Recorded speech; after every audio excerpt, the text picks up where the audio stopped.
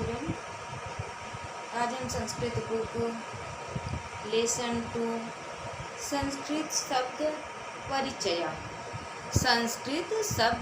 परिचय लेसन का अध्ययन करेंगे। संस्कृत भाषा में 3 लिंग होते हैं। संस्कृत भाषा में लिंग कितने होते हैं? 3।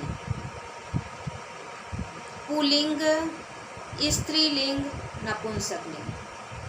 पुल्लिंग, स्त्रीलिंग, नपुंसकलिंग। आपको बिल्कुल इसको लर्न कर लेना है कि संस्कृत में लिंग कितने होते हैं? 3 होते हैं, पुल्लिंग, स्त्रीलिंग, नपुंसकलिंग। हिंदी में आप पढ़े होंगे कि लिंग 2 प्रकार के होते हैं, पुल्लिंग और स्त्रीलिंग। लेकिन संस्कृत में क्या है? लिंग 3 प्रकार के होते हैं, पुल्लिंग, स्त्रीलिंग, नपुंसकलिंग। इतना आपको लर्न हो गया। तो फिर आते हैं पुल्लिंग क्या है। पुल्लिंग आपको पता है, हिंदी में आप पढ़े हो। पुल्लिंग में पुरुष जाति का बोध होता है। पुल्लिंग में पुरुष जाति का बोध होता है और स्त्रीलिंग में स्त्री जाति का बोध होता है। पुरुष और स्त्री तो आपके समझ में आता ही है।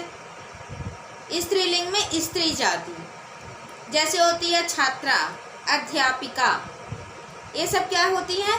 स्त्री। फिर नपुंसकलिंग, नपुंसकलिंग में न पुरुष जाति का बोध होता है न स्त्री जाति का।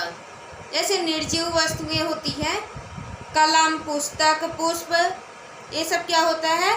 नपुंसकलिंग। पुल्लिंग के अंतर्गत आते हैं छात्र, सैनिक, घोड़ा, हाथी, ये सब क्या है? पुल्लिंग।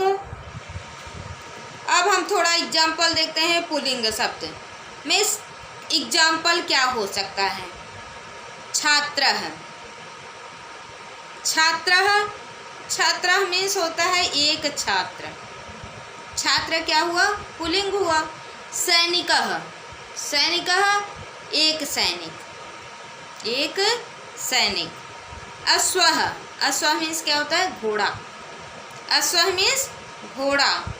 और स्त्रीलिंग में देखते हैं छात्रा, छात्रा एक लड़की।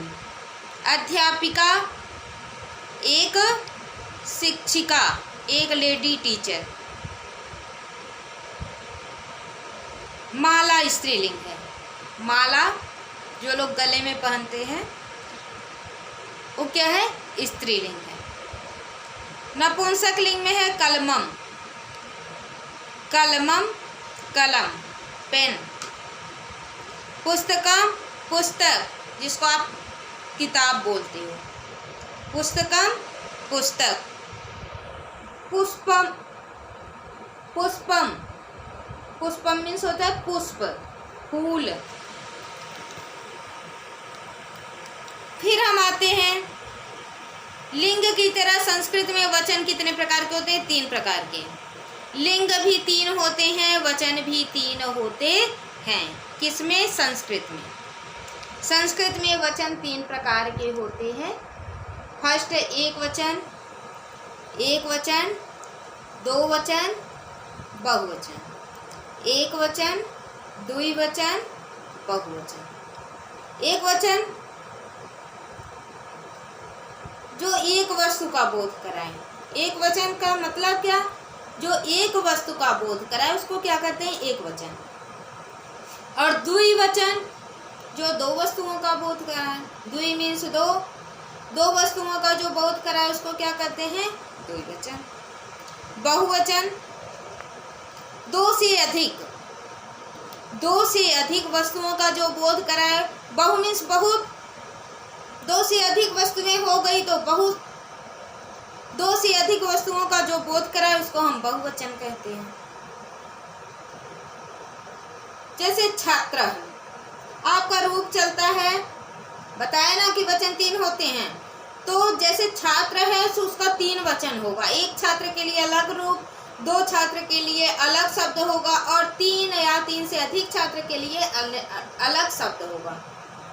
जैसे हो गया छात्रः, छात्रः एक छात्र, छात्र 2 छात्र, छात्राः। अगर 3 छात्र हैं, 3 स्टूडेंट हैं, तो उसको क्या बोलेंगे? छात्राः। छात्रः, छात्रौ, छात्राः। 1 छात्र, 2 छात्र, अनेक छात्र। अब इसके बाद है अकारांत पुल्लिंग शब्द। आपको लेसन 1 में बता दिया गया अकारांत क्या है। शब्द के अंत में यदि आ आए तो उसको अकारांत बोलते हैं। अकारांत पुल्लिंग में पुरुष जाति का शब्द है, उसके तीनों वचन साथ में दिए गए हैं। इसको हम कल देखेंगे। आज आप लिंग वचन लर्न करेंगे। Thank you.